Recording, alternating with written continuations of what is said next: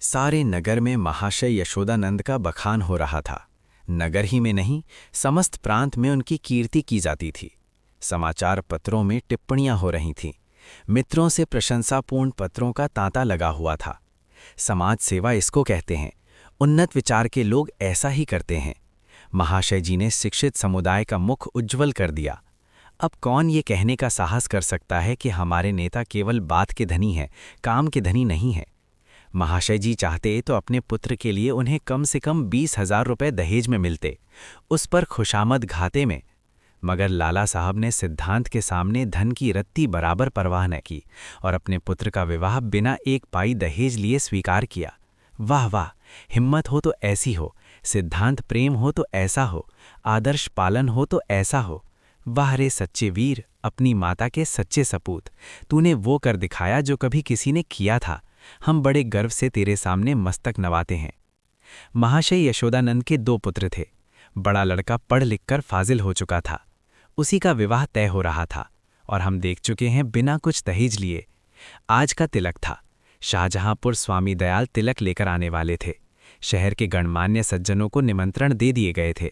वे लोग जमा हो गए थे। महफिल सजी हुई थी। एक प्रवीण सितारिया अपना कौशल दिखाकर लोगों को मुग्ध कर रहा था। दावत को सामान भी तैयार था। मित्रगण यशोदानंद को बधाइयां दे रहे थे। एक महाशय बोले, तुमने तो कमाल कर दिया। दूसरे, कमाल ये कहिए कि झंडे गाड़ दिए। अब तक जिसे देखा मंच पर व्याख्यान झाड़ते ही देखा। जब काम करने का अवसर आता था तो लोग दुम लगा लेते थे। तीसरे, कैसे कैसे बहाने गढ़े जाते हैं। साहब, हमें तो दहेज से सख्त नफरत है। ये मेरे सिद्धांत के विरुद्ध है, पर क्या करूं, बच्चे की अम्मी जान नहीं मानती। कोई अपने बाप पर फेंकता है, कोई और किसी खर्राट पर।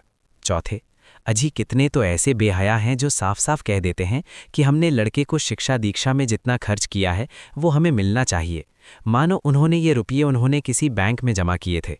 पांचवे, खूब समझ रहा हूं आप लोग मुझ पर छींटे उड़ा रहे हैं। इसमें लड़के वालों का ही सारा दोष है या लड़की वालों का भी कुछ है? पहले, लड़की वालों का क्या दोष है सिवाय इसके कि वो लड़की का बाप है?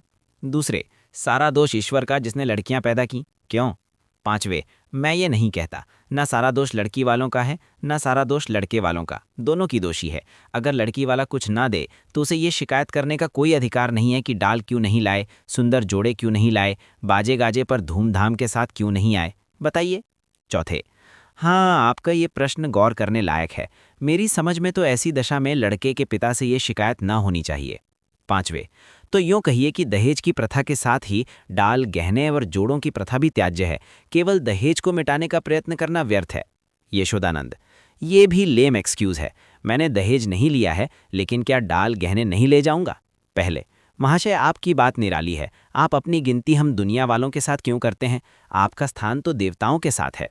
दूसरा, 20,000 की रकम छोड़ दी, क्या बात है? यशोदानंद, मेरा तो ये निश्चय है कि हमें सदैव प्रिंसिपल्स पर स्थिर रहना चाहिए। प्रिंसिपल के सामने मनी की कोई वैल्यू नहीं है। दहेज की कुप्रथा पर मैंने खुद कोई व्याख्यान नहीं दिया, शायद कोई नोट तक नहीं लिखा। हाँ, कॉन्फ्रेंस में इस प्रस्ताव को सेकेंड कर चुका हूँ। मैं उसे तोड़ना भी चाहूँ तो आत्मा न तोड़ने देगी। मैं सत्य कहता हूँ, ये रुपए लूँ तो मुझे इतनी मानसिक वेदना होगी कि शायद मैं इस आघात से बच ही ना सकूँ। पांचवे, अब की कॉन्फ्रेंस आपको सभापति ना बनाए तो उसका घोर अन्याय है। यशोदानंद, मैंने अपनी ड्यूटी कर दी, उसका रिकग्निशन हो या न हो मुझे इसकी परवाह नहीं। इतने में खबर हुई कि महाशय स्वामी दयाल आ पहुंचे। लोग उनका अभिवादन करने को तैयार हुए, उन्हें मसनद पर ला बिठाया और तिलक का संस्कार आरंभ हो गया। स्वामी दयाल ने एक ढाक के पत्तल पर नारियल, सुपारी, चावल, पान आदि वस्तुएं वर के सामने रखीं। ब्राह्मणों ने मंत्र पढ़े, हवन हुआ और वर के माथे पर तिलक लगा दिया गया। तुरंत घर की स्त्रियों ने मंगलाचरण गाना शुरू किया। यहाँ महफिल में महाशय यशोदानंद ने एक चौकी पर खड़े होकर दहेज की कुप्रथा पर व्याख्यान देना शुरू किया। व्याख्यान पहले से लिखकर तैयार कर लिया गया था। उन्होंने दहेज की ऐतिहासिक व्याख्या की थी। पूर्व काल में दहेज का नाम भी न था। महाशयों, कोई जानता ही न था कि दहेज या ठहरोनी किस चिड़िया का नाम है। सत्य मानिए, कोई जानता ही न था कि ठहरोनी है क्या चीज़, पशु या पक्षी, आसमान में या जमीन में, खाने में या पीने में। बादशाही जमाने में इस प्रथा की बुनियाद पड़ी। हमारे युवक सेनाओं में सम्मिलित होने लगे। ये वीर लोग थे, सेनाओं में जाना गर्व समझते थे। माताएं अपने दुलारों को अपने हाथ से शस्त्रों से सजाकर रण क्षेत्र भेजती थीं। इस भांति युवकों की संख्या कम होने लगी और लड़कों का मोलतोल शुरू हुआ।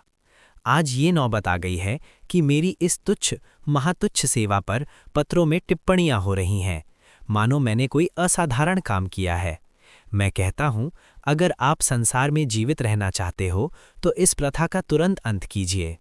एक महाशय ने शंका की, क्या इसका अंत किए बिना हम सब मर जाएंगे? यशोदानंद ने कहा, अगर ऐसा होता है तो क्या पूछना था, लोगों को दंड मिल जाता। और वास्तव में ऐसा होना चाहिए।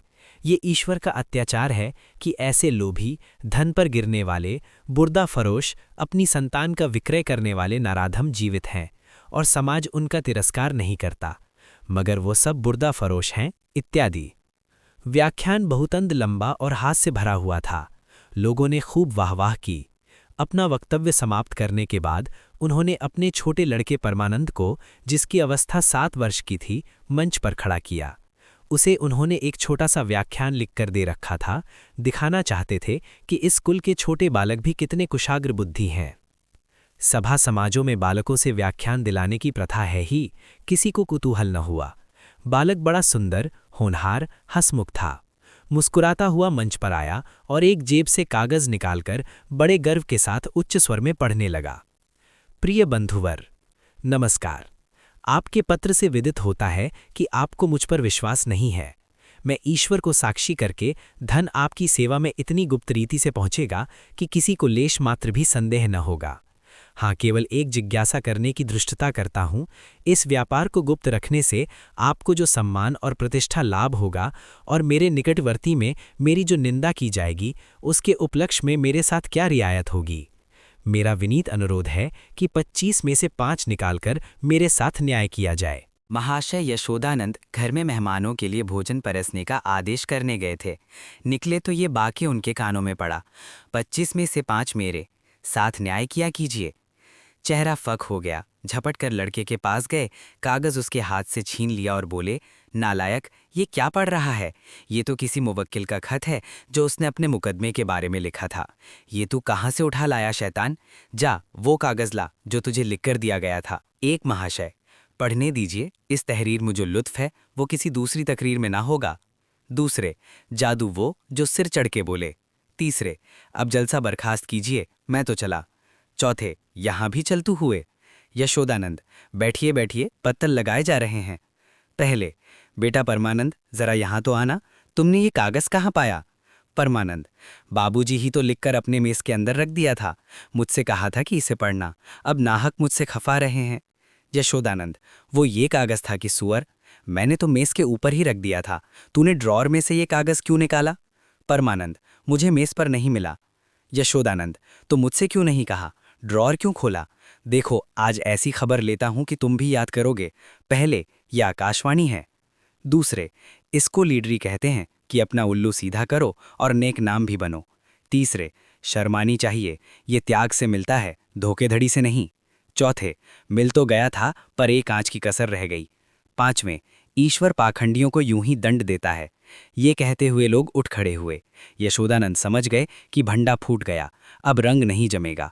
बार बार परमानंद को कुपित नेत्रों से देखते थे और डंडा तौलकर रह जाते थे। इस शैतान ने आज जीती जिताई बाजी खो दी। मुंह में कालिख लग गई, सिर नीचा हो गया, गोली मार देने का काम किया है। उधर रास्ते में मित्र वर्ग यूं टिप्पणियां करते जा रहे थे। एक, ईश्वर ने मुंह में कैसी कालीमा लगाई कि हयादार होगा तो अब सूरत ना दिखाएगा। दूसरा, ऐसे ऐसे धनी मानी विद्वान लोग ऐसे पतित हो सकते हैं, मुझे यही आश्चर्य है। लेना है तो खुले खजाने लो, कौन तुम्हारा हाथ पकड़ता है? ये क्या कि माल चुपके चुपके उड़ाओ और यश भी कमाओ। तीसरा, मक्कार का मुंह काला।